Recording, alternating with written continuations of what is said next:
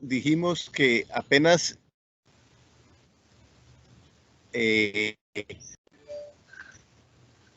esté el aforo de 80 personas que fueron a tiempo, que se conectaron y que están haciendo un esfuerzo para acompañarnos.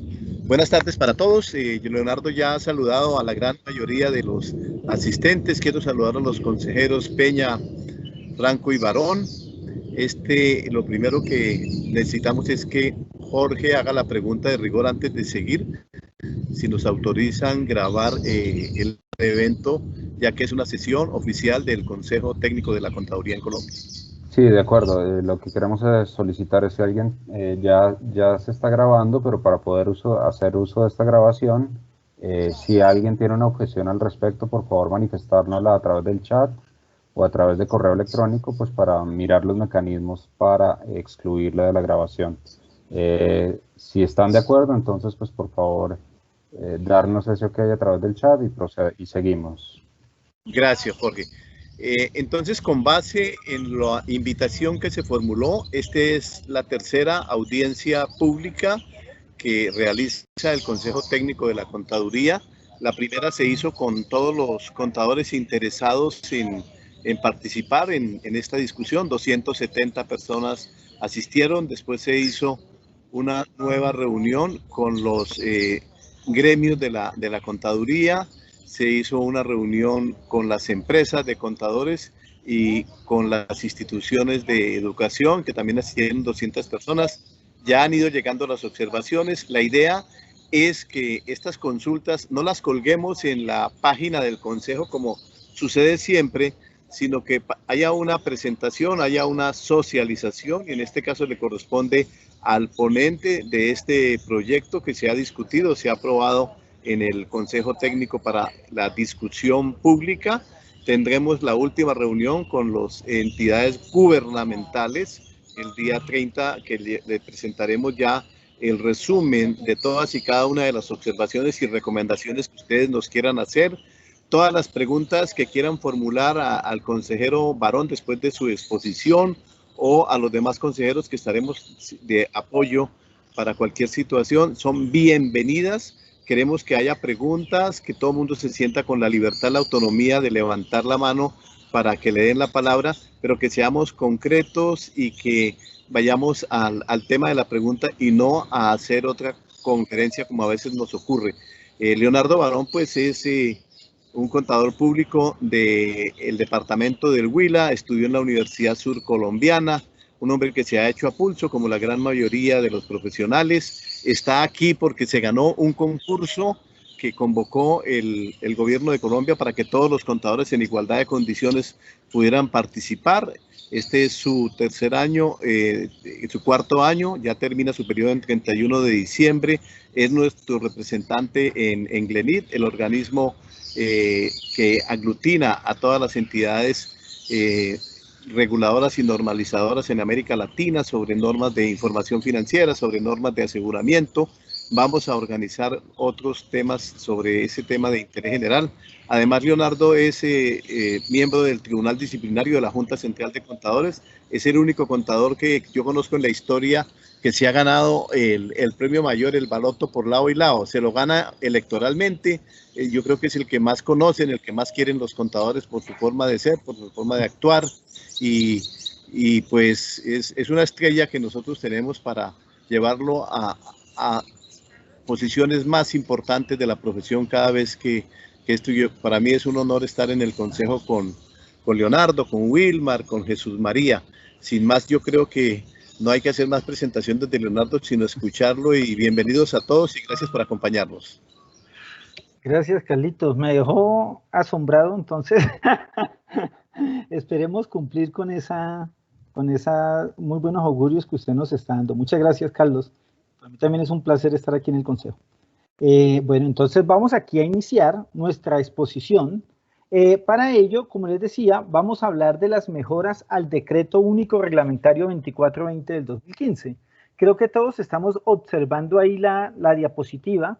En esta ocasión, pues vamos a hablar de las mejoras propuestas. Aquí no vamos a tratar temas diferentes a las otras dos, exposiciones que hemos hecho. Es la misma exposición, por si de pronto hay personas que han repetido, pues no obstante, si quieren volver a recibir la explicación, está muy bien.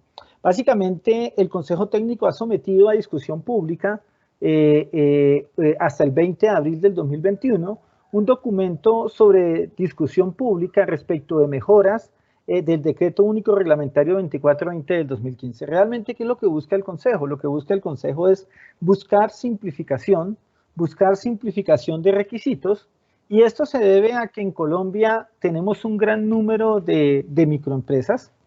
Ese gran número de microempresas está basado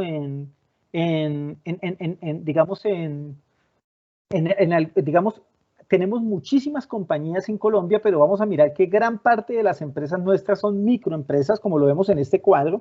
De 620.178 empresas, 495.040 corresponden a microempresas. Quiere decir que son una parte muy importante de nuestras compañías son de ese talante. Del mismo modo, el 86% de las compañías son SaaS. Es decir, que de esas 620.178 empresas a diciembre 31 del 2019 inscritas en el RUES, solamente 7.798 de ellas son grandes, 24.940 de ellas son medianas, 92.400 son pequeñas y 495.040 son microempresas. Eso como un diagnóstico, y eso nos ha hecho pensar que dentro de la clasificación que nosotros debemos observar también para aplicar los grupos de información financiera o para aplicar las normas de información financiera existentes en Colombia, deben de alguna manera considerarse tanto el tamaño de las entidades como el propósito para el cual fue establecida la norma. Realmente estamos aquí porque el artículo segundo de la Ley 1314 del 2009 fue modificado por el artículo octavo de la Ley 2069 del 2020, donde decimos que, o donde la ley menciona lo siguiente: la presente ley, es decir, la Ley 1314, aplica a todas las personas naturales y jurídicas que, de acuerdo con la normatividad vigente, estén obligadas a llevar contabilidad, así como a los contadores públicos, funcionarios y demás personas encargadas de la preparación de estados financieros y otra información financiera, de su promulgación y aseguramiento. En desarrollo de esta ley y en atención al volumen de sus activos, de sus ingresos, al número de sus empleados, a su forma de organización jurídica o de sus circunstancias socioeconómicas, el gobierno autorizará de manera general que ciertos obligados lleven contabilidad simplificada, emitan estados financieros y revelaciones abreviados, o que estos sean objeto de aseguramiento de información de nivel moderado. El gobierno podrá autorizar que las microempresas lleven contabilidad de acumulación o de caja o métodos mixtos según la realidad de sus operaciones, así como según criterios enumerados en el párrafo anterior.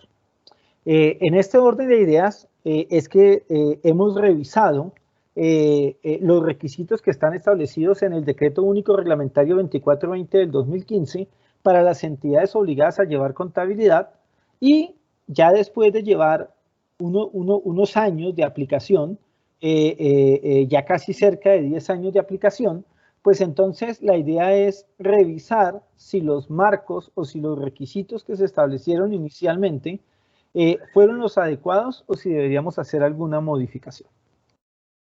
Dentro de las primeras modificaciones que se enuncian, tienen que ver con lo siguiente. 1. Los contadores públicos están obligados a observar las normas de ética profesional que incluyen lo establecido en la Ley 43 de 1990 y las expuestas en el Código de Ética para Profesionales de la Contabilidad, así como las normas sobre control de calidad. Entonces, aquí, de los temas que observamos, es que los contadores públicos, digamos, a partir de este decreto, lo que estamos es unificando en un solo documento, unificando en una sola obligación, que deben observar tanto el Código de Ética de la Ley 43 del 90 como el Código de Ética para Profesionales de la Contabilidad, que está descrito en el anexo 4 del DUR 2420 del 2015. Por otro lado, también estamos diciendo que se debe actuar con sujeción a las normas de aseguramiento de información. Claro, en este caso cuando se habla de dictamen de estados financieros, en este caso en calidad de revisor fiscal o como contador público independiente.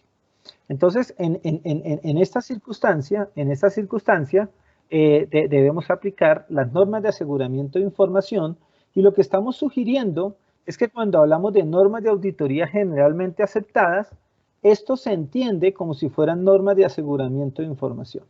Entonces, estamos frente a este segundo punto que tiene que ver con igualar o la frase norma de aseguramiento de información con normas de auditoría generalmente aceptadas. También hablamos de cumplir las normas vigentes. También hablamos de que respecto del actuar del contador público, él debe actuar con sujeción a la norma de servicios relacionados cuando actúe como contador que certifica estados financieros de propósito general, pero tiene que observar el alcance establecido por el artículo 37 de la Ley 222 de 1995. Entonces, en ese orden de ideas, lo que se habla es el contador que certifica estados financieros debe en este caso aplicar las normas de compilación, obviamente teniendo en cuenta lo que establece el artículo 37.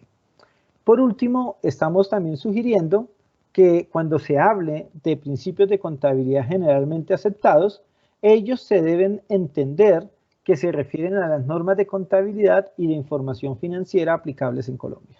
Entonces, en este momento tenemos estos 5 aspectos, los cuales tienen que ver con las normas que aplican los contadores públicos. Este es uno de los primeros artículos que queremos insertar en nuestro Decreto Único Reglamentario 2420 del 2015.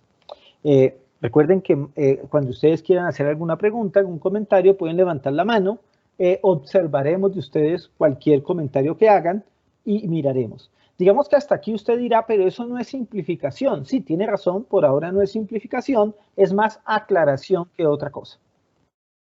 Sigamos mirando dónde empiezan los temas de simplificación. El primer tema de simplificación tiene que ver con las entidades que son el grupo 1 y que aplican las NIF plenas. Las entidades que son del grupo 1 y que aplican las NIF plenas, básicamente hoy como lo tenemos en Colombia, se refieren a unas entidades que cumplan unos requisitos.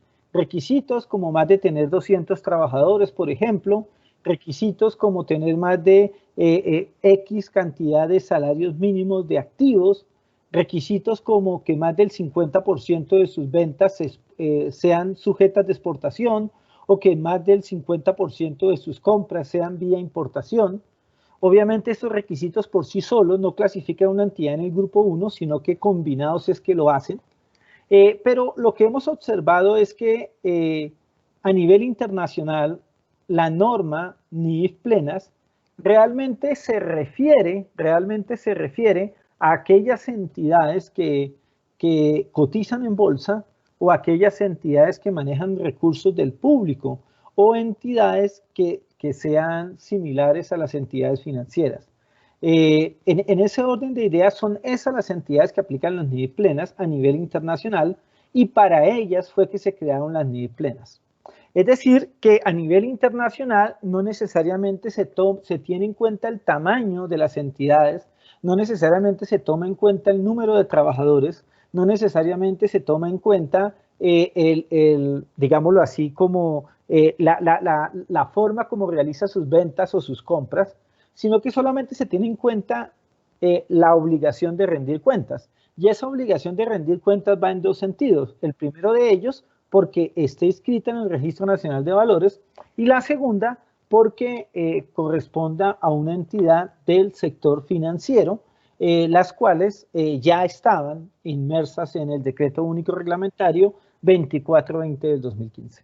Entonces, esos son los requisitos que quedarían para una entidad del Grupo 1. Es decir, quitamos requisitos de topes de activos, quitamos requisitos de número de empleados, quitamos requisitos de ventas por exportación o de compras vía importación, compras del exterior, y lo que hicimos fue enfocarnos solamente en ese punto. ¿Qué buscamos aquí? Pues lo que buscamos aquí es simplificar requisitos para aquellas entidades que son por ejemplo, del sector agrícola o del sector industrial, que básicamente lo que hacen es tener un gran número importante de trabajadores o tener un número importante de activos, vender gran parte de sus ingresos vía exportación, pero no necesariamente son entidades que tienen la obligación pública de rendir cuentas. Entonces, a esas entidades se les quitaría esa obligación. Ahora, algo que es importante es que cualquier entidad que sea del grupo, que no corresponda al grupo 1 y quiera seguir aplicando las NIF, pues lo puede hacer. Cualquier entidad que no sea del grupo 1 y quiera aplicar las NIF, lo puede hacer. Porque la idea es no obligar necesariamente, sino que si alguien considera que las NIF representa información financiera más fiable para ellos, pues podría establecer como su marco de información financiera, en este caso la NIF plenas. Pero la idea es no obligarlos, sino que sea voluntario. ¿A quién obligaríamos? Solamente a entidades que tengan sus valores inscritas en bolsa o aquellas personas que estén vigiladas. Bueno, no está dicho de esa manera, hay una relación de entidades, pero básicamente son entidades que están vigiladas por la Superintendencia Financiera de Colombia. Por supuesto, la redacción o las entidades que están son las mismas que ya estaban, ahí no hay cambios, simplemente se relacionaron una a una. Queda igual el tema de todo el tema de fiducias y de patrimonios autónomos, eso no cambia. Entonces, aquí establecemos algo importante relacionado con la simplificación, y son una simplificación para entidades grandes. Claro, usted dirá, pero le están simplificando a los grandes y no a los medianos ni a los pequeños. Ya miramos un poco qué pasa con los medianos y qué pasa con los pequeños. Todo esto está basado en la misma NIF, que menciona cuando una entidad tiene la obligación pública de rendir cuentas y cuando la NIF es aplicable. En este caso, la norma claramente establece que la NIF es aplicable a una entidad que tiene la obligación pública de rendir cuentas y establece claramente cuando una entidad tiene la obligación pública de rendir cuentas, en este caso las dos. Del mismo modo, hoy las NIF establece en el párrafo 1.6 de la NIF para las pymes que no se prohíbe a una subsidiaria cuya controladora utilice NIF completas o que formen parte de un grupo consolidado que utilice las NIF completas. No se le prohíbe que utilice la NIF para las pymes, siempre que dicha subsidiaria no tenga obligación pública de rendir cuentas. Es decir, hoy en nuestra legislación tenemos un párrafo que dice eso que les estoy diciendo. Es decir, hoy en nuestra legislación nos dice que una subsidiaria que pertenezca a un grupo consolidado que utilice la NIF completas puede utilizar NIF para pymes. Pero por otro lado, hay un artículo que lo prohíbe. Es decir, en el mismo decreto 2420 del 2015 hay un artículo que dice que sí y hay otro artículo que dice que no. Entonces tenemos que igualar estos requisitos porque de no hacerlo, entonces tendríamos que modificar la NIF aplicable en Colombia y decir que el párrafo 1.6 no es aplicable en Colombia. Entonces, como observamos, lo que buscamos con esto es crear un criterio de simplificación y un criterio de alineación con lo establecido a nivel internacional. En este orden de ideas estamos revisando también, como tercer punto, qué sucede cuando una entidad cambia de grupo. En este caso, cuando una entidad cambia de grupo, es decir, cuando una entidad dice ya no va a utilizar ni plenas, sino ni para pymes, o cuando una entidad no va a usar ni pymes, sino ni plenas, o cuando una entidad no va a usar ni pymes, sino normas de microempresas, o cuando una entidad no va a usar normas de microempresas, sino ni plenas o ni pymes, pues estamos mirando o estamos aclarando algo que ya está en la norma, pero que de alguna manera se menciona para aclararse, y es lo relacionado con cuándo se aplica o cuándo se debe, cuál es el procedimiento mejor que se debe utilizar para cambiar de grupo. Entonces, en el procedimiento para cambiar de grupo, lo que se está diciendo es que una entidad solo puede adoptar por primera vez la NIF plenas una sola vez, o solamente puede adoptar por primera vez NIF pymes una sola vez. ¿Por qué? Porque a veces hay entidades que están en grupo 1, ya adoptaron NIF plenas, se pasaron al grupo 2, usaron la sección 35, pero después se van a volver a plenas. Cuando eso sucede, la entidad ya no puede volver a usar la NIF 1. ¿Por qué no puede volver a usar la NIF 1? Porque ya la utilizó antes. Como ya la utilizó antes, la entidad lo que tiene que hacer es utilizar la NIF 8, es decir, tiene que cambiar sus políticas contables. ¿Quiere decir esto que cambiarse de grupo? Pues tiene una complejidad. Si yo me cambio más de 2 veces de grupo, es decir, si estaba en grupo 1, me paso al 2 y ahora decido otra vez volver al 1. Eso ahí sí genera complejidad, pero es una complejidad que tiene la norma, porque lo que se busca es que la empresa tenga una estabilidad al momento de usar sus políticas contables. Es decir, no se busca que la entidad no sea estable, sino que tenga más bien una estabilidad en ello.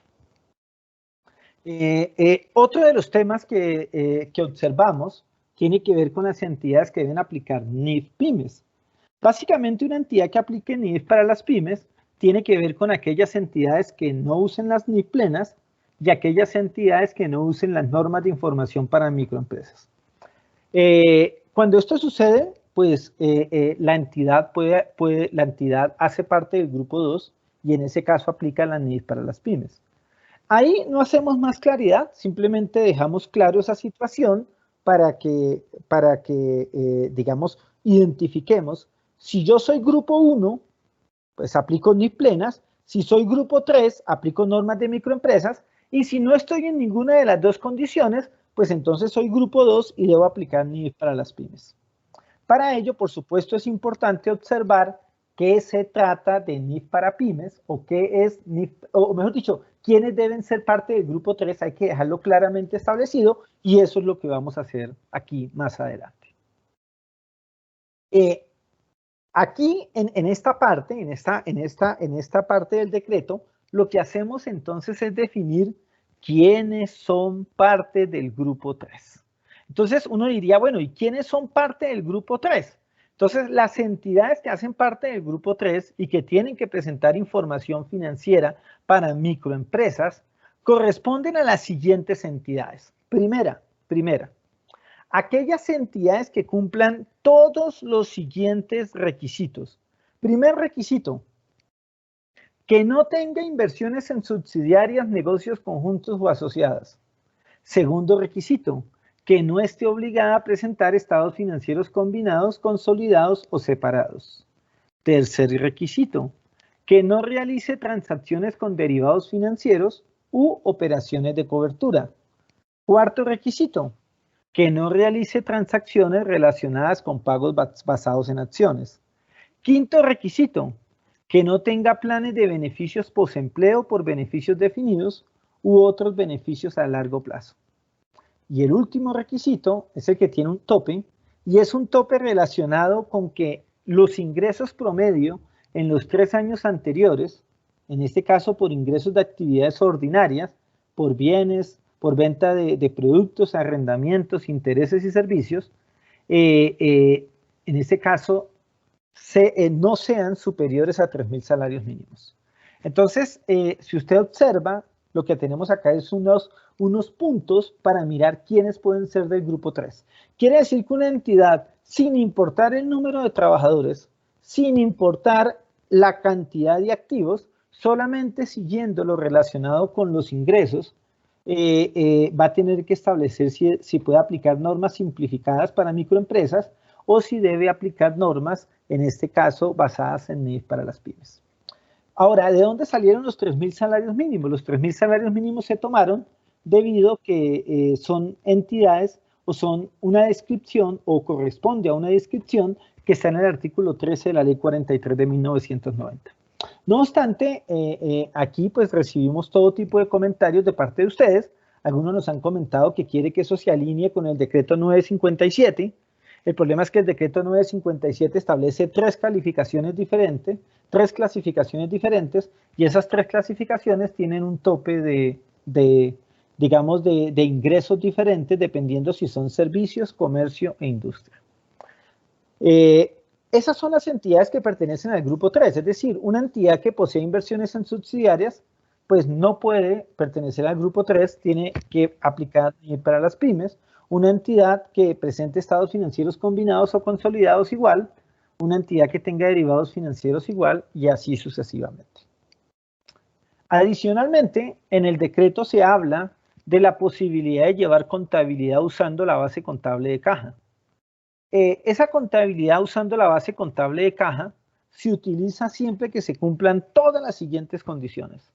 Uno, que sean personas naturales, es decir, no aplica para personas jurídicas, que no pertenezca al sector manufacturero, que no realice transacciones en moneda extranjera, que realice sus ventas en efectivo, que no mantenga inversiones en títulos de renta fija o variable, que financien su operación con recursos propios y que no tengan financiación, en este caso del sistema financiero de terceros, que no hayan obtenido recursos de fondos de inversión del sector público o privado u otros apoyos o subsidios del gobierno nacional, que generen estados financieros para uso exclusivo de los propietarios gerentes o para las autoridades fiscales u otros organismos gubernamentales, que no sean responsables del impuesto sobre las ventas y que no sean responsables del impuesto al consumo. Si yo cumplo todos estos requisitos, pues entonces yo puedo utilizar una contabilidad mucho más simple que la simplificada y sería una contabilidad base caja. Es decir, lo que buscamos con esto es crear una escalabilidad, que desde el principio las entidades empiecen con unos requisitos más pequeños, esos requisitos vayan creciendo en la medida que la empresa se va robusteciendo.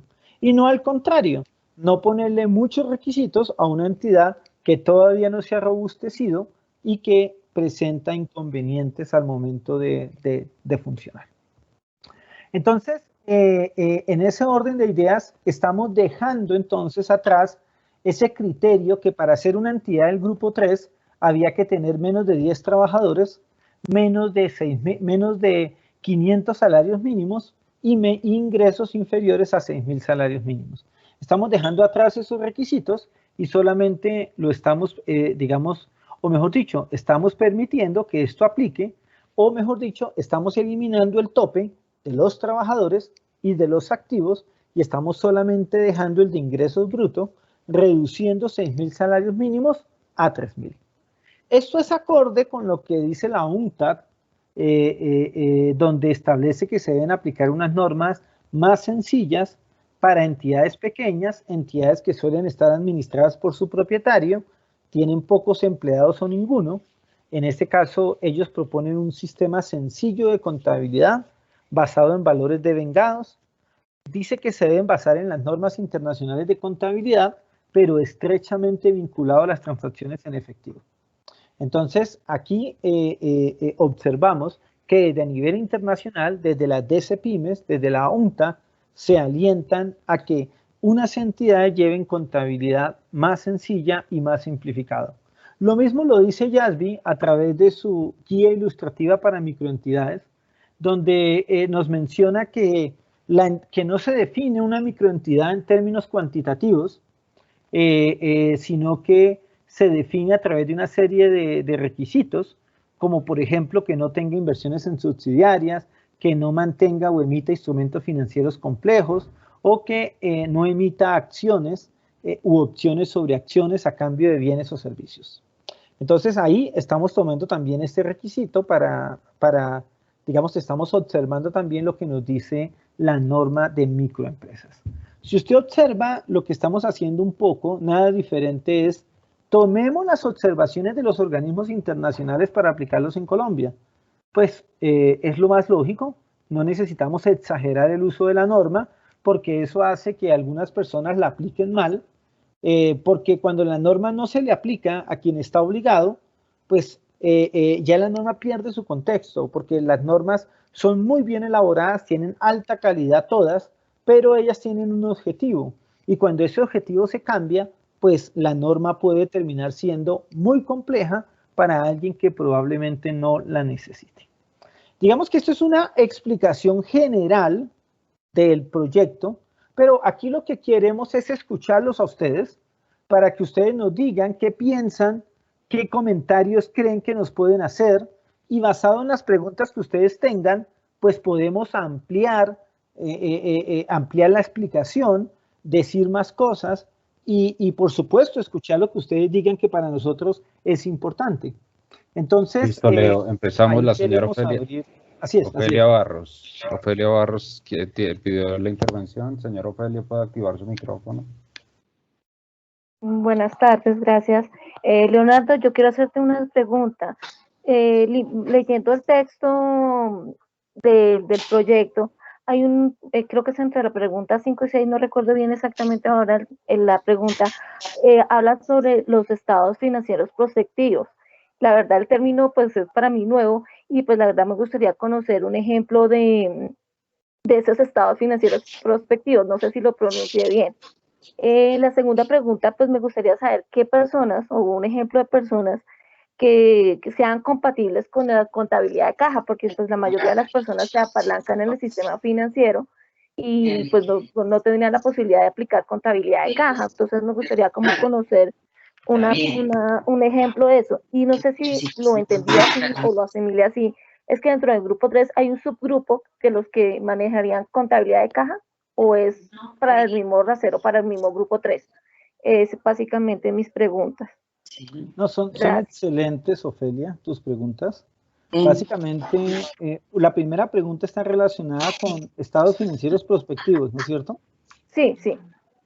Bueno, entonces, digamos que nosotros en esta simplificación del DUR no estamos tratando el tema de estados financieros prospectivos, no lo estamos tratando, pero la información financiera prospectiva se refiere a cuando yo presento información de periodos no pasados, no históricos, sino de proyectados, o lo que uno llama como estados financieros proyectados. A veces lo que sucede es que cuando se realizan ese tipo de estados financieros, pues hoy no tenemos reglas, entonces digamos que se hacen de cualquier manera, pero nosotros aquí en el proyecto no lo estamos tocando, es decir, no estamos tocando nada relacionado con esa información prospectiva. Digamos que por ese lado. En el segundo lugar, cuando tú me hablabas de las entidades que manejan contabilidad de caja, nosotros lo que estamos diciendo es de que tenemos los tres grupos.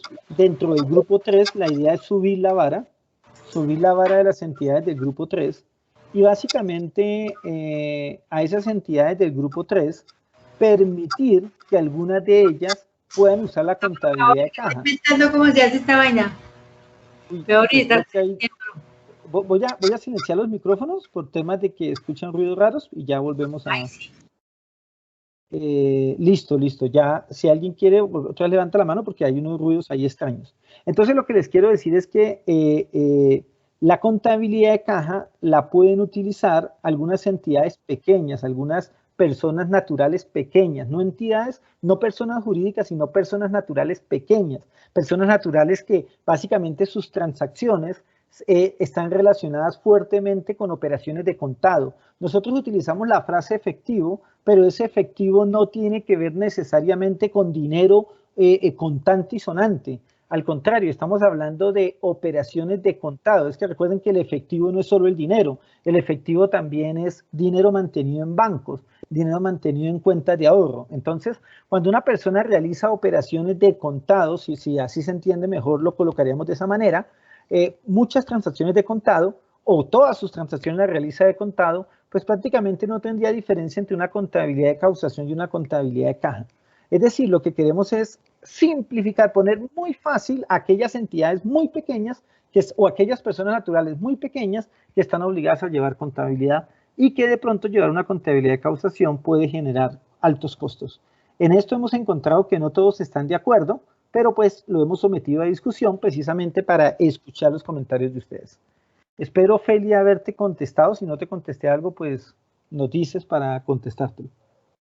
No, básicamente es porque no tenía claro, pues sí tenía entendido el manejo del efectivo, pero entonces un ejemplo de eso serían los tenderos o las pequeñas empresas así como panaderos, misceláneas, así que obviamente manejan su dinero en el banco o su efectivo en bancos, pero hay una partecita que dice, creo que en el decreto, en el proyecto que dice que no manejen en el efectivo en bancos, algo así, o lo entendí mal. No, porque es que el efectivo, precisamente algunos comentarios nos han dicho que, ¿qué pasa si la gente maneja bancos? Pero la gente se le está olvidando que el efectivo no es solo dinero, sino que el efectivo también son cuentas bancarias, ¿no es cierto? Uno le llama efectivo. Y el efectivo es tener plata en banco. Entonces, las transacciones que son altamente manejadas de contado, entonces, pues son las que pudieran utilizar esa contabilidad de caja. Tú lo acabaste de decir, el tendero que básicamente su ciclo de efectivo es diario, ¿no? Su ciclo Sí. de comercio es diario. Entonces él llega a la mercancía, la compra, la paga de contado, simplemente vende lo que puede y al otro día compra yogur, y al otro día compra el pan, y al otro día compra la leche y se lo pasa en eso en operaciones diarias. Es como para facilitar esas cosas, ¿no? Igual sabemos que un tendero seguramente nunca va a llevar un sistema de inventarios para controlar los artículos de su tienda. Entonces, pues ahí precisamente por eso consideramos que a ese tipo de personas puede llegar a ser más útil una contabilidad basada en caja o bajo un modelo de caja. ¿De acuerdo? Gracias, Ofelia, por tus comentarios. Ok, muchísimas gracias, Leonardo. No, a ti, Ofelia. Bueno, Ante Wilmar Franco tener la mano levantada. listo. También por ahí está Sandra y Luis Antonio, ¿no?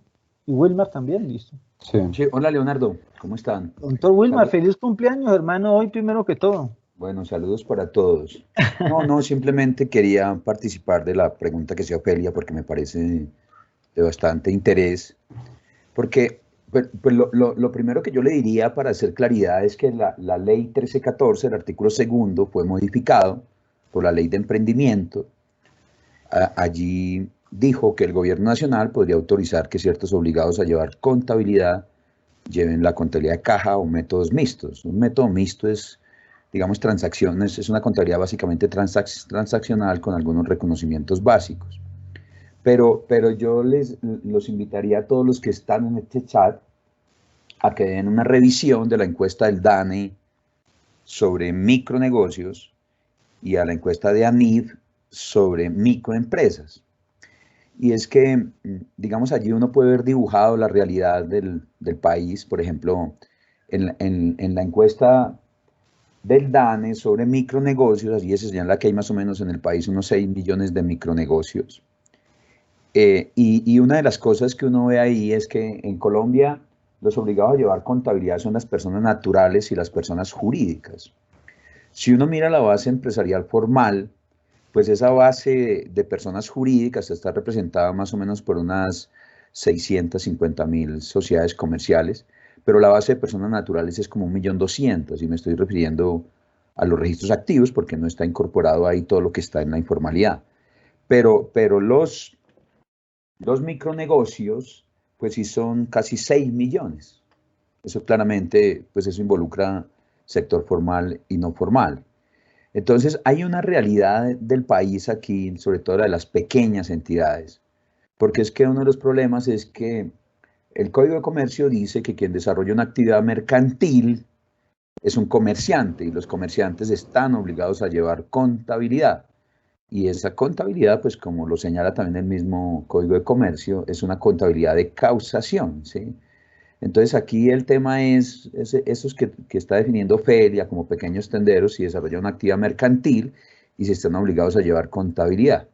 Claramente, digamos, ahí el campo es más de las personas que pretenden llevar una contabilidad. Es claro que una contabilidad de causación es una contabilidad más estructurada porque le permite saber cuánto le deben, a quién le debe, si va al banco y tiene un préstamo. Pues es la contabilidad de causación, pues permite una evaluación mejor de la situación financiera. Pero el tema es que muchos de estos micronegocios básicamente lo que realizan son transacciones en efectivo. Incluso si llevaran una contabilidad de causación, si no tienen deudas, pues digamos que su contabilidad pues sería básicamente una contabilidad en la cual hay registros de caja y de ingresos muy básicos para esas entidades. Ahí es donde está el reto de este tema de la contabilidad. Si uno adicionalmente mira el tema de la encuesta de ANIF sobre las microempresas, pues digamos la realidad de esa encuesta de ANIF es que dentro del sector formal, entre el 40 y el 50% de las microempresas que están en la formalidad no llevan contabilidad. Y solo por allá entre el 20 y el 30 tienen un contador. Y si uno mira el análisis en el sector informal de las microempresas, pues no llevan contabilidad como el 80-90% y un contador lo tiene por allá el 10%. Entonces ahí hay una realidad de nuestra base empresarial y eso es lo que ha planteado toda esta reflexión, porque es claro que si una entidad le debe a alguien o vende a crédito, pues tendrá que tener un reconocimiento muy básico. Y ahí es donde está el gran reto de poder establecer quiénes serían los que aplicarían la contabilidad de caja. Pero si ustedes observan aquí un elemento que tal vez no se hace tan visible dentro de la propuesta, es que aquí dice que podrán llevar contabilidad de caja los que no sean responsables del impuesto sobre las ventas. Hoy, según el Estatuto Tributario, son responsables del impuesto sobre las ventas aquellos que tengan ingresos superiores a 3.500 VT, eso da como entre 127 y 130 millones. Entonces se está estableciendo aquí una base, pero fundamentalmente es para esos micronegocios muy pequeños. Incluso no olviden que uno tiene que conectar su contabilidad con las necesidades que tiene. Y es claro que si un micronegocio está buscando ir a un banco para que le dé un préstamo, pues la contabilidad de caja no le va a servir porque seguramente le van a preguntar qué es lo que tiene, si tiene algún activo o si tiene cuentas por cobrar o cuentas por pagar. Y aquí pues esta entidad, por sus necesidades y no tanto por una disposición legal, pues él podría ir libremente a ese nivel de causación que le permite una contabilidad más estructurada. Claramente la evaluación de la situación financiera, la medición del rendimiento y ver cuáles son los plus que tiene ese negocio, digamos, se ven mucho mejor por una contabilidad de causación. Pero eso no significa que la contabilidad de caja no pueda ser muy útil, porque es muy sencilla.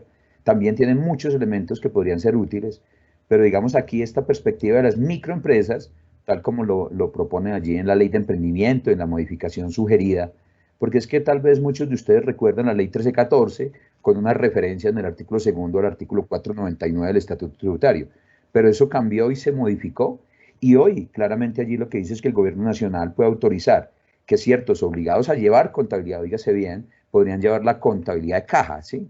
Porque a veces, aquí no estamos hablando de los que no están obligados, porque los que no están obligados, pues solo la llevarían voluntariamente o harían su contabilidad tributaria tal como lo disponen las disposiciones fiscales, de esta forma.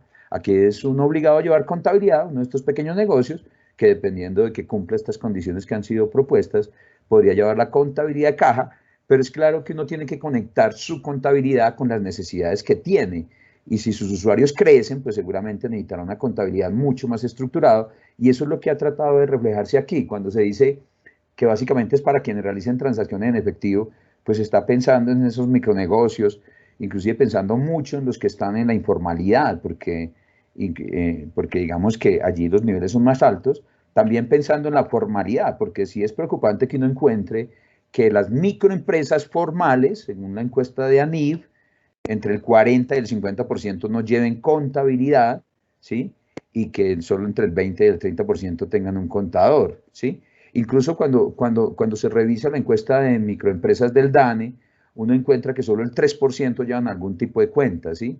Y la razón de eso es que estas entidades se financian principalmente con recursos propios, ¿sí? Casi que son recursos de capital propio y no con recursos de terceros, a veces con recursos de la familia, y un porcentaje muy bajo de esos micronegocios. Dice la encuesta que entre un 10% solamente van a los bancos.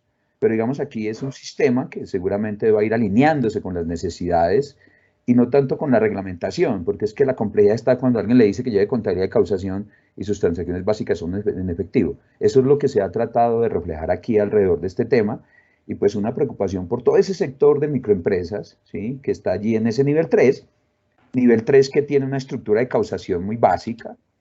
Si una entidad solo tiene unos proveedores y unas cuentas por cobrar, pues su contabilidad del grupo 3 será cuentas por cobrar y proveedores.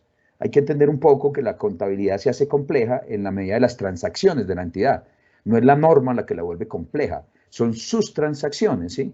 Y entonces, pues allá es donde se quiere ir. A veces se piensa que la contabilidad de causación tiene más complejidad, pero tampoco se debe menospreciar la contabilidad de caja, porque es que la contabilidad de caja, si usted todo lo vende en efectivo, pues usted es caja contra ingreso, y su resultado pues serán unos ingresos contra la caja, ¿no es cierto?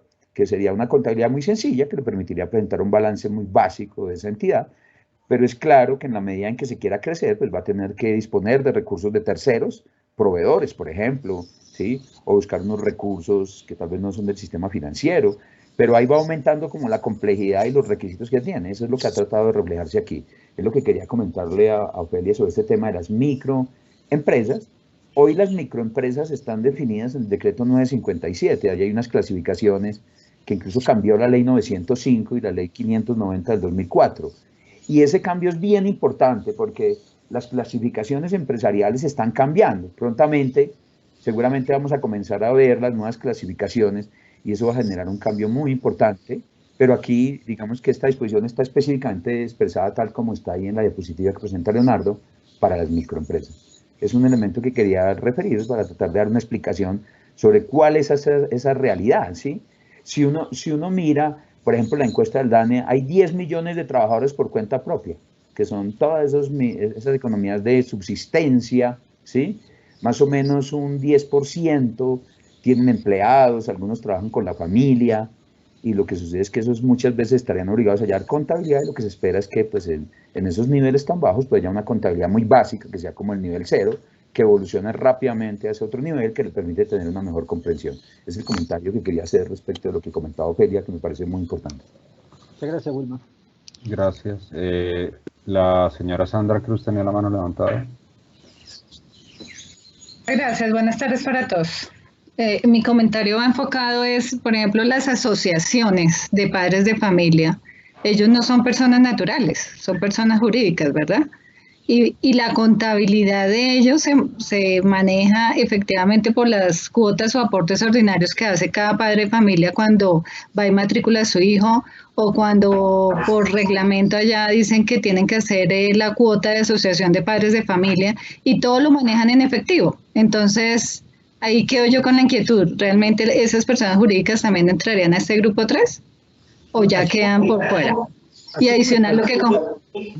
Sí, y adicional lo que decía el colega Wilmar es, frente a la situación de la complejidad de la contabilidad, las asociaciones manejan algo muy sencillo, como lo estaba rezando acá mi colega, y era caja contra ingreso de las cuotas de sostenimiento y un gasto frente a la caja que maneja. No manejan nada adicional porque no tienen cuentas por pagar, no manejan inclusive nómina, lo que ingresa es para lucrar o beneficiar a los mismos alumnos o profesores en su día del niño, el día de Halloween, el día del profesor, las agendas que le dan a cada profesor. Bueno, es muy sencilla, entonces, ahí no sé, hay que ir como con la duda, doctor Leonardo. Gracias. Si quiere contesto esta pregunta, ¿le parece? Para una medida que la gente pregunte, hago la respuesta, si están de acuerdo.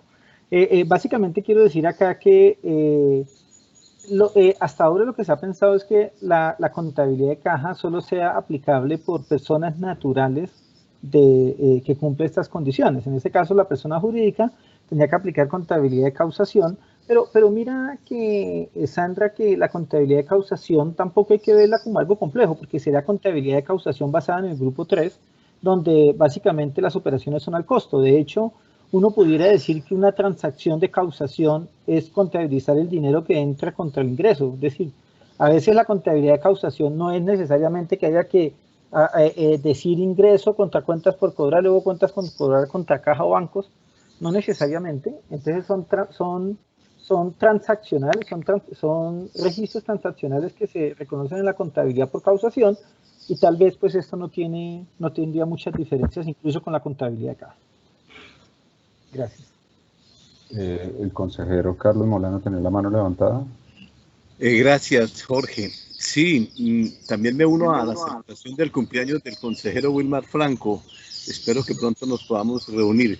Pero a mí me parece más importante que podamos escuchar, Leonardo y Wilmar, después de las intervenciones de ustedes, a nuestros invitados, para que sean ellos quienes a partir de ese momento hagan las preguntas o hagan las sugerencias, hagan las observaciones, hagan las recomendaciones o hagan las críticas al documento. Hay que decirles a qué correo pueden enviar sus observaciones. Aquí nosotros presentamos el documento a discusión, pero la discusión quiere decir que todo el mundo está en la absoluta libertad de manifestarse de acuerdo a su leal saber y entender en este mundo, de acuerdo al sector que represente, si es el mundo empresarial, porque aquí hay representantes de pymes, entiendo que hay representantes de ACOPI, que hay representantes del gobierno hoy, que van a diferir en las opiniones en cuanto hace referencia a los colegas contadores. Y 150 personas, yo creo que si escuchamos 15 a partir de este momento sería muy importante para el objetivo de este webinar, Leonardo. Gracias. De acuerdo. Vamos con la señora Ruth Álvarez.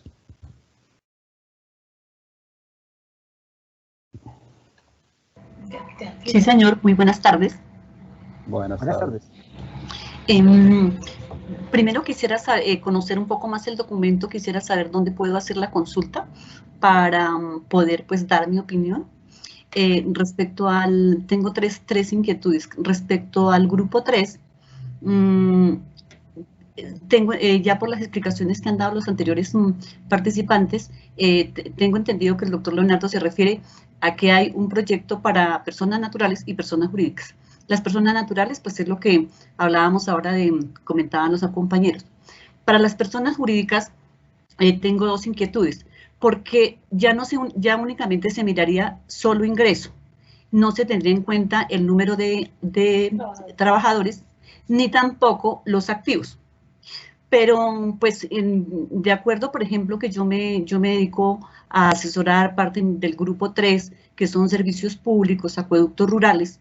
Ellos son muy chiquiticos, están informales, y pues normalmente cuando uno les explica el proceso, entienden muy bien el número por el número de trabajadores, se identifican con el marco normativo rápidamente por el número de trabajadores, por sus activos que tienen. Y bueno, y los ingresos pues casi a veces no miran, porque como se superaba mucho, entonces no lo miraban. Entonces únicamente ahorita en el proyecto tienen solo ingresos. Esa es como la inquietud. Y el resto pues me gustaría ver más el documento. Gracias. No, muchas gracias, Ruth. De pronto no sé si le conteste con un comentario, de pronto, Jorge.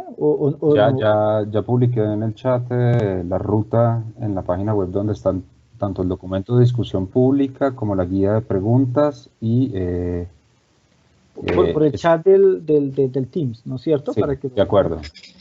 Perfecto. Y también decirle a Ruth que si quiere nos haga una propuesta de que ella cree que sea mejor para entidades que pertenezcan al grupo 3. Es decir, lo que queremos es que más entidades pertenezcan al grupo 3 para simplificar los requisitos de esas contabilidades, como usted las dice, en empresas de servicios públicos, que realmente no les interesa tener una contabilidad tan supremamente compleja porque manejan temas sencillos, temas precisos, sencillos, y la idea es no complicar la vida de ellas. Pero si Ruth tiene algún comentario sobre eso, pues nos lo puede hacer a juicio de ella, que considere que puede ser lo mejor. Gracias. Perfecto, doctor, con mucho gusto lo haré llegar. Gracias, Ruth. Muy amable. Está el señor Luis Antonio Hernández con la mano levantada. Adelante, señor Hernández. Muy buenas tardes, muchísimas gracias. A ver, son varias cosas las que generan inquietud de mi parte. Y yo lo hago porque y les voy a mandar las fotos. Como yo tengo las fotos de esos chiquiticos, de esos viejitos. Espérate que tenemos ahí una interferencia. Voy a... Listo, ya. Sí, ya, listo. Ya dale. quedó. La intimidad de la foto. Luis Antonio, adelante. Muchísimas gracias, doctor Leonardo. A ver, básicamente dos cosas que me generan inquietud. De hecho, en la forma de llevar la contabilidad siempre se ha promulgado que deben ser unas bases que sean susceptibles de ser comparables. Entonces ese sería básicamente uno de mis temores, pues es entendido que más de un 80% de las empresas que hacen parte del aparato productivo nuestro está conformado por este tipo de agrupaciones empresariales que pertenecen al grupo 3, algunas empresas de familia, bueno, etcétera. Entonces, pues considero que ese tipo de excepción podría generar algún tipo de contrapunteos o caos a la hora de hacer verificaciones, unos llevando contabilidad bajo una base, otro tipo de empresas bajo otro modelo.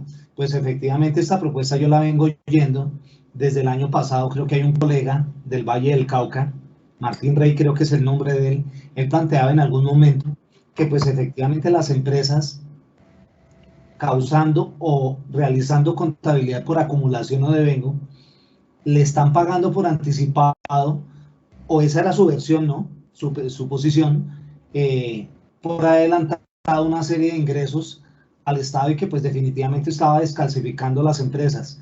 Pero más que la posición del colega, muy respetable de por sí, la percepción que yo tengo es básicamente esta. Por aquí vi un comentario de una compañera, de una colega, Ana María Melo, que sería también bueno que la pudiéramos escuchar. Muchas gracias. Eso era el comentario que quería hacer. Muy buena tarde, muchas gracias. Gracias, Luis Antonio. Muchas gracias. ¿El qué? ¿Chat? Ahí. Jorge, adelante. ¿Quién sigue? Ahí o acá. A ver, acá, mira. Ah, ya es que ellos publican. Jorge, ¿quién sigue? Bueno, vamos a darle entonces, si quiere, la palabra. Señor Luis Antonio Hernández. Ya él habló. Jorge. Luis Enrique, perdón, discúlpame. Luis Enrique. Buenas tardes para todos. Bienvenidos. Mi pregunta es en el mismo sentido de la tercera parte de Ofelia, de la pregunta que hacía Ofelia.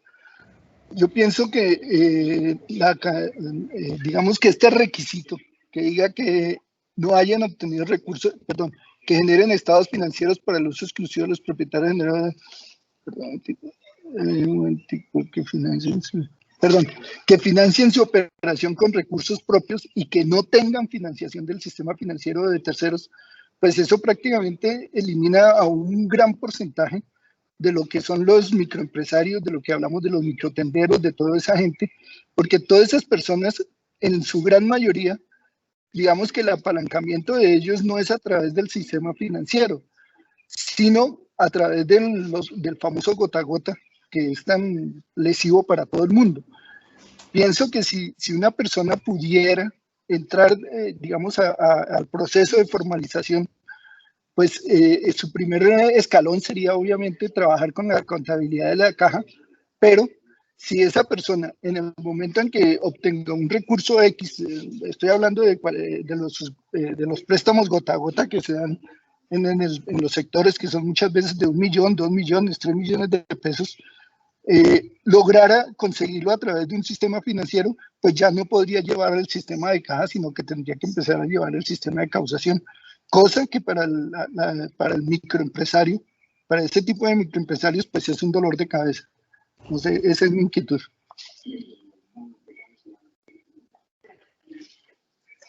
¿Aló?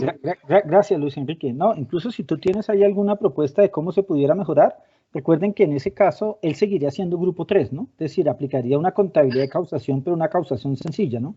No una causación complicada, sino una causación sencilla basada en el costo. Es decir, causaría sus cuentas por pagar, su recibo de energía, las cositas que tengan por pagar. Pero a mí me gustaría, Enrique, que tú nos pudieras enviar, puede ser por correo, o como respuesta, ¿cuál puede ser tu sugerencia sobre eso? Yo creo que es interesante escucharla, Luis Enrique. Muchas gracias. Con mucho gusto. Buenas tardes. Vamos con el señor Rodrigo. Rodrigo C. Rodrigo Cárdenas, sí. Buenas tardes, sí. Mire, bueno, el comentario es básicamente la misma línea del compañero que hacía el comentario ahora, de que también creo que esos requisitos pues son bastante limitantes y excluyen una gran cantidad de microempresas y pequeños negocios, emprendimientos, por ejemplo, que muchas veces son apoyados, financiados en su inicio con apoyos del gobierno, con ayudas, etcétera. Entonces, pues ya ahí una persona no podría, o un negocio pequeño que arranque de esa manera no podría pues acceder a esa contabilidad simplificada, sino que le tocaría trabajar en la contabilidad normal por causación, y eso le implicaría unos costos que de pronto no tiene cómo cubrir. Perfecto, Rodrigo, muchas gracias. Incluso también me gustaría ahí cualquier comentario al respecto de cómo podemos mejorar ello, ¿vale? Gracias, Rodrigo. Sí, señor. Leonardo, en el chat tenemos a María Luz Lamos, que escribe que cree que hay personas jurídicas que podrían llevar contabilidad de caja y personas naturales y viceversa. Dice que ahí está la complejidad para definir la norma. ¿Quién aplica contabilidad de caja y quién es contabilidad de causación? Es un comentario. No, gracias, María Luz Mila. Muchas gracias y creo que es un buen comentario. Nosotros también hemos discutido en el Consejo y excelente. Creo que es un punto que, si tú tienes algún comentario, alguna propuesta, también nos gustaría muchísimo escucharla. De verdad que precisamente al socializar esto lo que queremos es eso, escuchar sus comentarios y escuchar lo que ustedes piensan. No sé, Sandra Cruz levantó nuevamente la mano. Sí, discúlpeme que haciendo como ampliando un poquito el comentario que hizo ahorita la colega ahí en el chat, y es cuando, digamos, nosotros hablo de yo como asesora dentro de una empresa jurídica, compramos a personas naturales o jurídicas dentro de una plaza de mercado o en un Corabastos de Bogotá. Y vamos a Corabastos y allá hay personas de toda índole, grandes, pequeñas, medianas, de todo se ve allá y todo se mueve en efectivo. Entonces, digamos, controlar esos movimientos es un poco complejo. Ir a exigirles el tema de facturación a ellos es un poco más complejo. Exigirles a ellos el tema de RUT aún se hace más delicado porque si bien es cierto uno como persona jurídica o persona natural que tiene ya una contabilidad de causación y empieza a exigirle a ellos, lo hacen a un lado y se vaya a comprar a otro lado. Entonces, para que también se visualice ese tema, como complementando acá a mi colega, porque no es fácil, o sea, cómo entrar en ese manejo de que lleven la contabilidad cuando ellos no quieren, o cuando los volúmenes, no sé, hablo de un papero, por ejemplo, que ustedes saben que manejan bastante volumen de información y de plata, y que de pronto en unos 3, 4 registros puede ser, no sé, de 100 millones de pesos. Entonces, controlarlos, no sé cómo sería ahí, para también lo tengan en cuenta y presente. No, Sandra, muchas gracias, Sandra, por ese comentario. No sé si tenemos más comentarios, Jorge. Por el momento no, Leonardo. Bueno, no sé si alguno nos quiera comentar para hablar de un tema específico por partes. Me gustaría primero saber si ustedes están de acuerdo con que solo entidades que pertenezcan al grupo 1, es decir, que apliquen las NIF plenas, solamente correspondan a las entidades que cotizan en bolsa y a las entidades que manejan recursos del público, esto es, que estén vigiladas, por ejemplo, por la Superintendencia Financiera de Colombia. No es que diga así, está el listado de entidades, pero más o menos casi todas son vigiladas por la Superintendencia Financiera de Colombia. No sé si sobre ese comentario hay algo especial o alguien quiera comentar algo, de acuerdo con la experiencia que ustedes tengan, de entidades del grupo 1 que no son de ese grupo y quieran comentar algo de ello. Nos gustaría conocer también ese tema. Creo que Ofelia tiene la mano levantada, Jorge. De acuerdo, Ofelia, adelante. Qué pena ser tan preguntona. Ven, Leonardo y Jorge, mira, yo pues dentro del grupo 1 la experiencia, dime, ¿me escuchas? Sí, pero no te da pena. No, mira, básicamente dentro del grupo 1 me parece muy apropiado el tema de, digamos, no sé si la palabra propia sea eliminar a ciertas empresas que, digámosle, por su nivel de ingresos y por sus empleados, pues por obligación pertenecen al grupo 1. Pero la verdad, y haciendo como yo ayer, esa madrugada envié el cuestionario de preguntas, ahí me refería mucho al tema de que sí, o sea, como se pretende dejar a nivel internacional el grupo 1, y eso lo tengo claro, y pues me corrigen si estoy mal, ¿sí? La idea es que, digamos, se le dé también, ¿cómo lo explicaría mejor? La idea es que de pronto se aclare que se eliminan ciertos X, o sea, lo que tú llamas la vez pasada líneas brillantes, que es lo que los prototipos de empresas a que pertenecen al grupo 1, ¿sí? Y dejar solamente exclusivamente, o no sé, es que se me fue la palabra. No, mira, pues lo que de mi experiencia del grupo 1, pues es más que todo la responsabilidad de la información financiera, más que todo a las empresas que yo he asesorado que presentan informes a super sociedades y a super financieras, ¿sí? Más que todas las empresas de auditoría.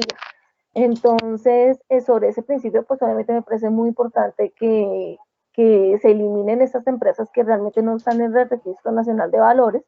Y como pues quiero hacerlo a nivel de comentario, hay empresas, digámosle, que son de afuera, que su casa matriz es afuera, ¿sí? Y pues obviamente, si uno contextualiza a nivel internacional, ellos solamente aplican NIF pymes y NIF plenas. Realmente para el resto del mundo no existe la NIF para microempresas. Entonces, sí sería muy bueno esa dinámica que están pretendiendo entre proyectos, dejar, como dice, la calidad de empresa, más no cómo está conformada la empresa. Es básicamente lo que quería decir. Perdóneme que me bloqueé. Muchas gracias. Muchas gracias por enviarnos tu comentario, ¿yo? Profe Leonardo, ¿aló? Sí, señor. ¿Quién nos habla? ¿Cómo está? Con Abraham Niño. Don Abraham Niño, dale, entonces, de una. Profe, me parece interesante, es que qué pena que he estado oyendo como con interrupciones, entonces de pronto no estoy como sintonizado con todo el contenido de la charla de hoy. Pero sí, me parece importante la propuesta, la que usted comentaba hace un momento, frente a las del Grupo 1. Yo creo que nos pondríamos al tono con la norma internacional, es decir, únicamente los que coticen en bolsa, Grupo 1, quienes coticen en bolsa y quienes tengan obligación quienes manejen recursos del público, que sería como esos dos conceptos los que operan a nivel internacional. A mí me parece que sería lo más lógico, profe. Muchas gracias, Abraham. Muchas gracias. Bueno, listo. Ahora, profe, permítame, y de pronto sobre el grupo 3, tal vez como yo le comentaba la vez pasada, a mí me parece que hay como 2 o 3 requisitos que digamos que no serían aplicables para el grupo 3, ¿cierto? En el sentido, por ejemplo, vuelvo y ratifico, digamos que situémonos en la tiendita de la esquina, pero no es ni pan para allá, ni es tostado tampoco, ¿sí? Es la tiendita de la esquina que de pronto, no sé, vende máximo 100.000, 200.000 pesitos diarios, máximo, ¿cierto? El señor también tiene, pues es dueño de su localcito porque está ahí en su casa, por decir algo. Entonces, cuando decía que las ventas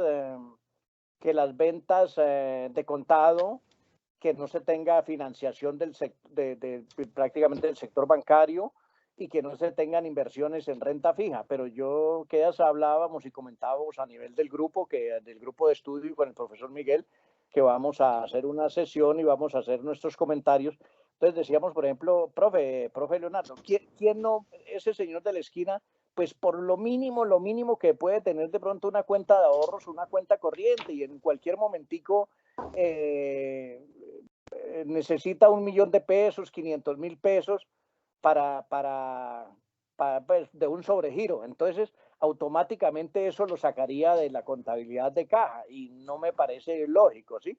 Lo otro sería también, bueno, que va a ser un ahorro anual, bueno, no sé, y entonces tiene 1.000.000 de pesos, 2.000.000 de pesos y va y abre un CDT, entonces lo sacaría también de eso. Me parece que no son aplicables esos 2 o 3 requisitos. También que de pronto no tenga financiación o apoyos estatales. Pues no sé si lo cumplan o no lo cumplan, pero mire que, por ejemplo, el ministro de Hacienda ha fundamentado la necesidad de la reforma tributaria en apoyar a las personas. Sí, entonces, ¿quién quita que ese señor que tiene una tiendita que vende 100.000 pesitos diarios máximo, 50.000, 30.000, entonces le dieron un auxilio estatal de los 160.000 pesitos, de los 200.000 pesitos, entonces ya lo saca también de esa contabilidad de caja, ¿no? Me parece que vale la pena reevaluar esos conceptos. Máximo también cuando está el gobierno empeñado en la bancarización, al menos yo diría que a nivel de ciudades pues será posible, no sé cómo pensará hacerlo a nivel del campo y en esos municipios donde no hay ni siquiera un banco, no sé cómo pensará hacerlo el Estado, pero bueno, a nivel de ciudad sí, cuando se está pidiendo que se bancarice, entonces me parece que son requisitos que de pronto no son aplicables, ¿no? No sé si es descabellado, pero de pronto podría ser más bien en función a sus ingresos, ¿no? Yo diría que estamos... analizábamos también en el grupo de estudio esas estadísticas, las que hacía ahorita ahí don Wilmar Franco, sí, de esas estadísticas de que no llevan contabilidad del 57% de algunas empresas. Lo otro también, profe, también ahí dice no pertenecer al sector manufacturero. Uno dice, ¿qué es manufacturero? De pronto es ese pequeño artesano que hace los sombreros volteados, que hace allá unas mochilas, que hace unas cositas. ¿Sí? Eso es manufacturero y realmente es artesanal. Entonces yo creo que más bien limitarlo como a los ingresos. Okay. Es mi aporte, profesor Leonardo. No, y Abraham, y gracias por su aporte. A mí me parece importante y puntual lo que usted dice, Y eso me gusta porque nos da ideas puntuales. Yo estoy aquí apuntando esas cosas. Gracias, Abraham, de verdad, por ese tipo de comentarios que son de calidad. Todos son de calidad, pero me gusta así que nos den orientaciones. A veces nosotros hacemos cosas y necesitamos así que nos digan cosas puntuales. Le agradecemos bastante a ustedes por eso. Un chiste, profesor, sí, eso es, lo tenemos ahí puntual, sí, nosotros sabemos, de pronto sí, a nivel de ustedes, de pronto del grupo ya, de que está, sí, a veces no conoce uno tanto las minucias, ¿no? Pues guardadas proporciones, y me excusa ahí, es un chiste más bien, es como le pasó al ministro de Hacienda hoy, ¿no? Pues hombre, yo creo que el ministro de Hacienda no está para ir a la tienda de la esquina a comprar 10 huevos y que sepa cuánto vale un huevo, ¿no? Él está para otras cosas. Entonces, así pasa también con quienes hacen las normas, ¿no? Muchas veces, pues, uno que está excúseme también la expresión, en el barro, que está en el contacto con la gente, tal cosa, es quien conoce también la realidad, ¿no? Entonces, sí, esos aportes me parece que son muy útiles, ¿no? No, Abraham, y siempre serán bienvenidos. El consejo está para eso, para escuchar a la gente y para tener en cuenta los comentarios de ustedes. Esa es nuestra obligación porque somos Estado. Es decir, casi que no es ni porque queramos, es que nos toca. Esa es nuestra obligación. Gracias, Abraham. Listo, profe. Gracias, muy formal. Bueno. Está Camilo Lozano. Así es. Camilo, adelante. Buenas tardes, ¿cómo está? Estimado Leonardo, ¿cómo va todo? Muy bien, Camilo. Gusto escuchar. Bueno, muy bien. Lastimosamente no he podido detenerme a leer el proyecto pues a profundidad. Sin embargo, pues lo que he podido pues escuchar tanto de los colegas como pues así de los demás contadores con los cuales me relaciono, que a mí sí me preocupan varios temas del decreto, y digamos dentro de lo que más me preocupa es de pronto el retroceso que podemos llegar a dar más que un avance.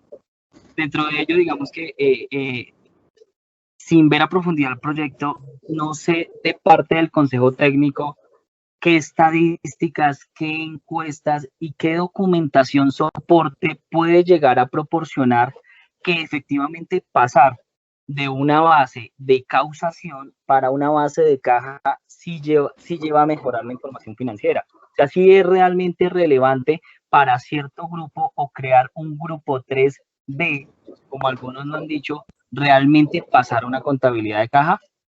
Otra cosa, una contabilidad de causación implícitamente tiene una contabilidad de caja, o sea, está inmerso allí dentro de una contabilidad de caja, para lo cual, como bien lo decía el señor Abraham anteriormente, oiga, es que puede que el señor de la esquina tenga un préstamo, sí, si él aplica contabilidad de causación, ya va a tener el préstamo incorporado y implícitamente va a tener también todas las transacciones de caja, para lo cual llegar a habilitar una contabilidad de caja para un grupo 3B, ¿sí? o un grupo 3 allí anidado, no sé qué tanto pueda llegar a mejorarlo, porque dentro del principio de causación, de una u otra forma, usted también aplica contabilidad de caja. Otra cosa, con algunas exclusiones, o más bien, digamos, en su momento cuando se creó la ley 1314 y se hicieron esas fundamentaciones de cada uno de los grupos, seguramente, pues Leonardo debe conocer muy bien cuáles fueron las razones para que se dieran esas clasificaciones.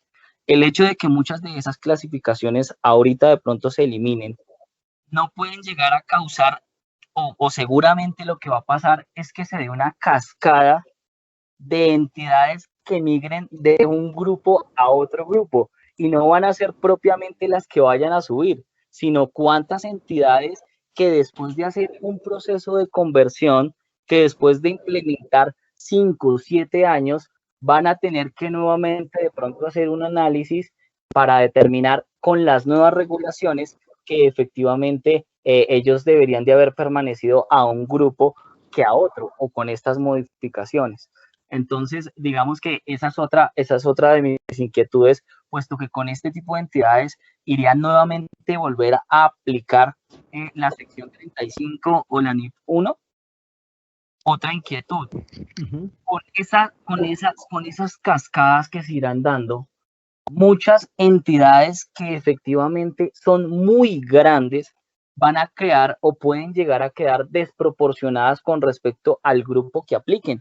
Inclusive entidades internacionales o multinacionales que de pronto pudiendo cumplir con estos requisitos de aplicar NIF plenas, pero por el hecho que de pronto sus instrumentos de patrimonio no coticen o no se den los estándares internacionales para ser una entidad de grupo 1, pero tenga operaciones muy importantes en Colombia, estén aplicando o puedan llegar a aplicar NIF para las pymes. Entonces puede que allí realmente se esté dando una desproporción en relación al tamaño y a lo que es la magnitud de la compañía, cosa que en su momento, cuando se realizaron las clasificaciones de los grupos, previeron justamente asignando unos topes y asignando pues unas clasificaciones puntuales. Entonces, digamos que eso sí me llama mucho la atención de que pueda llegar a darse una desproporcionalidad con referencia, pues obviamente a la cantidad de activos y operaciones que puedan llegar a manejar grandes compañías, ¿sí?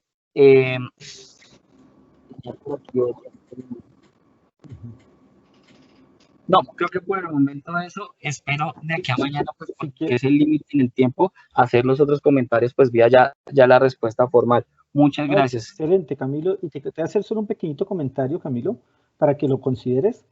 La idea de nosotros no es obligar, ¿no? Acuérdese que los procesos de simplificación no son obligando. Es decir, que una entidad que pertenezca al grupo 1 y que hizo esa implementación que usted dice, no necesita hacer ningún análisis, simplemente puede seguir en el grupo 1. Es decir, acuérdese que aquí nosotros lo que estamos es no obligando, pero también existe una voluntariedad. Quiere decir que cualquier entidad que considere que el marco de información financiera para entidades del grupo 1 es más útil para su información financiera o porque su casa matriz lo utiliza, pues simplemente lo sigue haciendo ya. De hecho, ya lo venía haciendo, entonces no va a tener ningún inconveniente. Lo que no queremos es obligar a algunas entidades que por alguna razón pueden. Por ejemplo, ahorita muchas entidades comenzaron todo a exportarlo o a importarlo por temas de materia prima. Entonces hay entidades que se pueden pasar a obligadas a aplicar NIF. Y uno dice, pero venga, pero solo porque por la pandemia le tocó importar más y tenía más de 200 trabajadores, entonces ahora se volvió NIF. ¿Y qué va a pasar después cuando deje de importar eso? Entonces, a veces esas líneas brillantes son odiosas y lo que nosotros buscamos es simplificar, pero nunca generándole costos ni sobrecostos a la gente. Es decir, quien aplica a grupo 1 puede seguir en grupo 1, no necesita cambiarse porque precisamente lo que establecemos es la voluntariedad. Ahora, si alguien considera que que llevar NIF plena le sale costoso, pues podría cambiarse a NIF para pymes y obtener beneficios. Es decir, esta modificación del decreto solo busca eso, beneficios.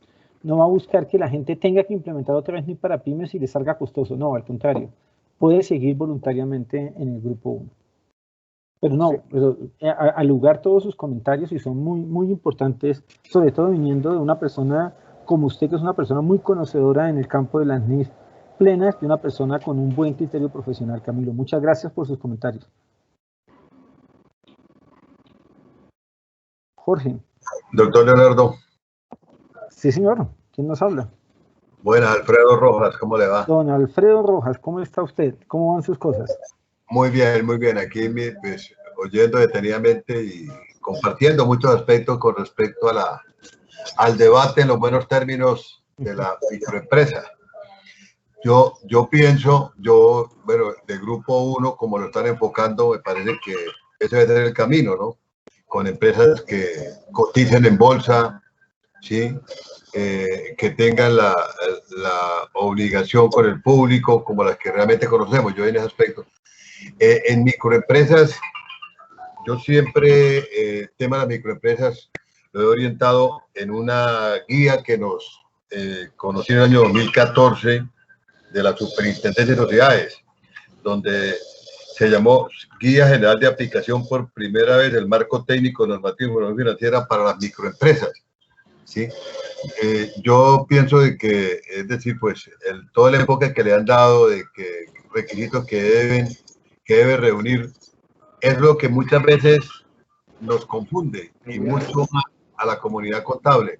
No sé si sería posible ser lo más pragmáticos posibles, hablando y clasificándolas, que me parece muy acertado en empresas del sector servicios, comerciales y manufactureras, ¿sí? Llevándolo en salarios mínimos como tal, muy ajustados y muy centrados realmente como a una realidad de ellos. Porque pues realmente yo observo y pongo atención de muchas exposiciones y creo que hilamos muy finito de muchos microempresarios.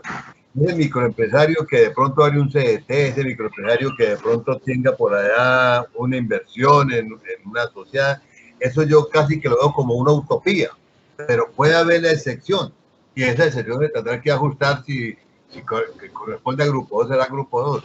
Entonces, mi idea y mi recomendación para el Consejo Técnico, doctor Leonardo y todos sus compañeros, y Wilmer, que creo también está ahí en la sala virtual, es llevarlo a términos más sencillos, es decir, no tantos requisitos, porque esos requisitos finalmente terminan confundiéndolos. Yo creo que esa es mi idea para que tenga funcionalidad lo que es la microempresa, doctor Leonardo.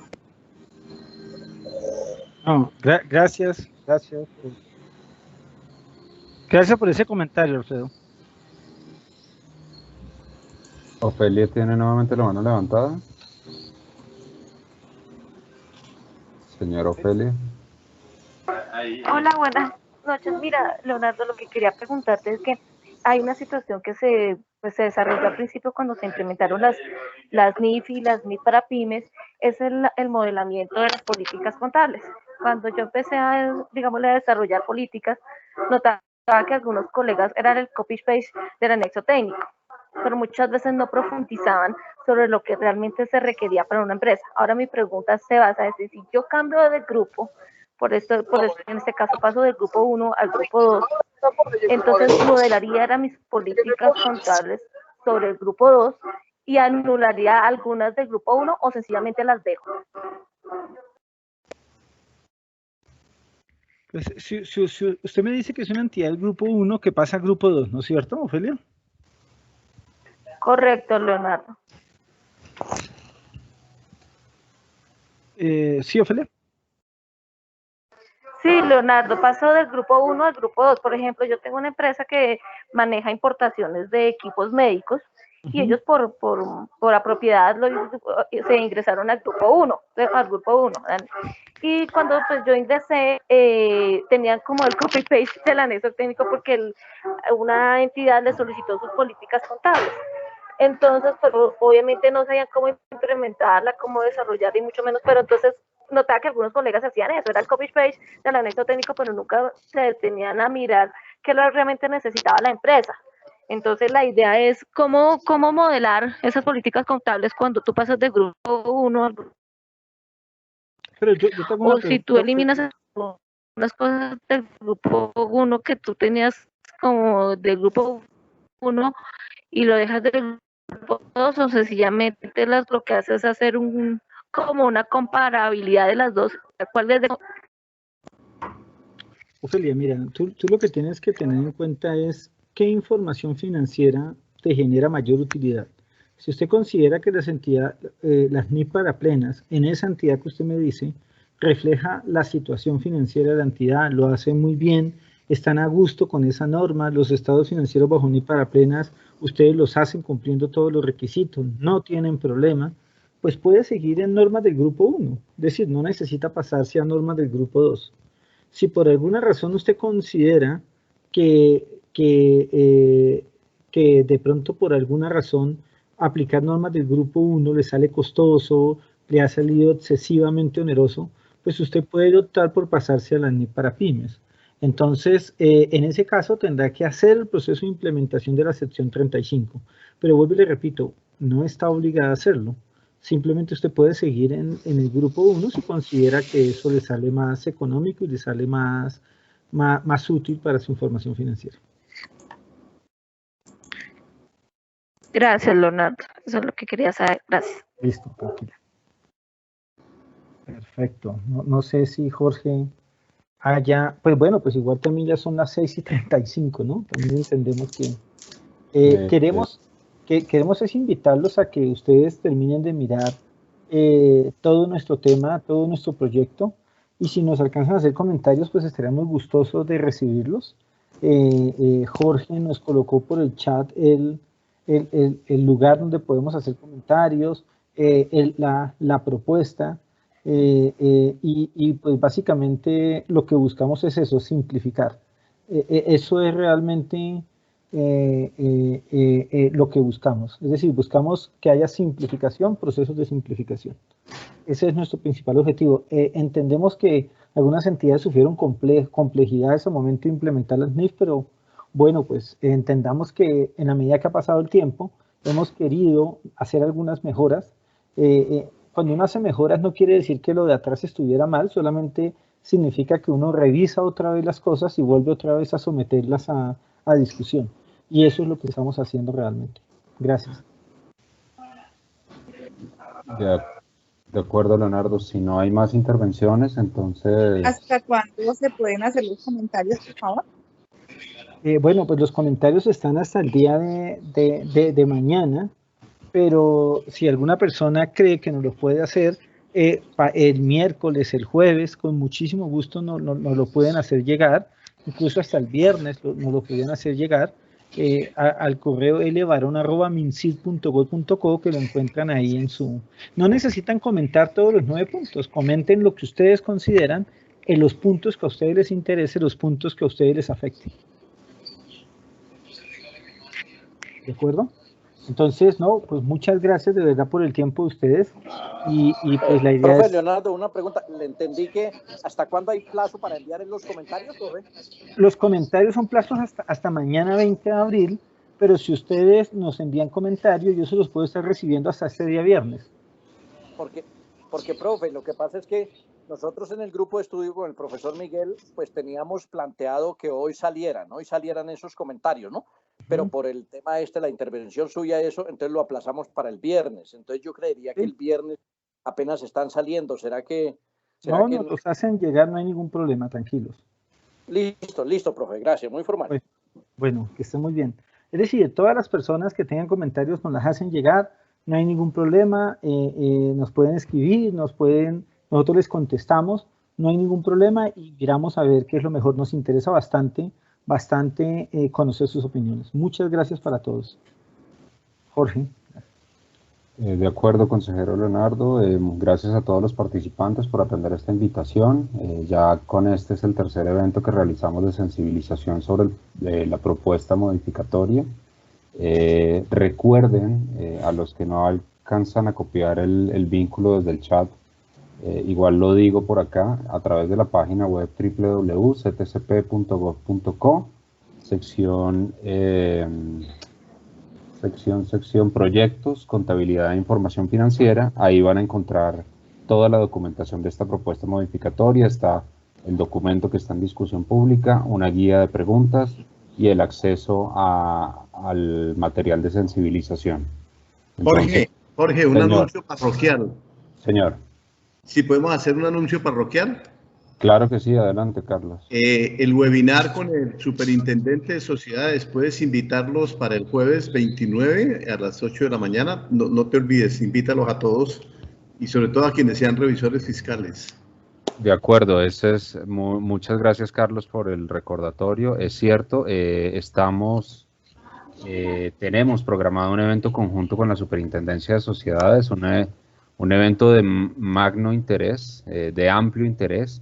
Lo va a dictar el superintendente delegado, el doctor Santiago López Zuluaga, y se va a hablar sobre el rol del revisor fiscal en la prevención del lavado de activos y financiación del terrorismo, prevención de soborno transnacional y la causal de no cumplimiento de la hipótesis de negocio en marcha. Entonces, para todos esos profesionales, contadores públicos que tienen interés en los temas de revisoría fiscal, pues están abiertamente invitados. Es un evento gratuito, es un evento que hace parte de todo el proceso de sensibilización del Consejo, y las inscripciones o el link de inscripción lo encuentran en la página web del Consejo Técnico de la Contaduría Pública, jueves 29 de abril, entre 8 de la mañana a 9:30 de la mañana. Entonces, todos invitadísimos. Gracias a todos, feliz noche.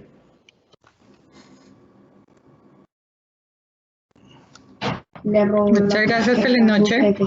Muchas gracias, muy bien, excelente. Igualmente, buenas noches. Gracias, buenas noches. Gracias. Jorge, Gracias. Gracias, feliz noche. Aló, Señor. No, un comentario. Quería también comentarles que el próximo martes, entre 6 y 8 p.m., en una reunión